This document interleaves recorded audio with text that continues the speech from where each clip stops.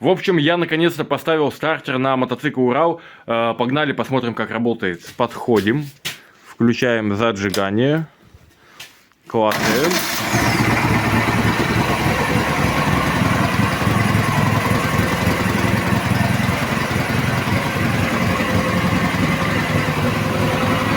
Не знаю, как вам, а мне нравится. Заводится четко, главное быстро. Это на холодную, еще не прогрелся.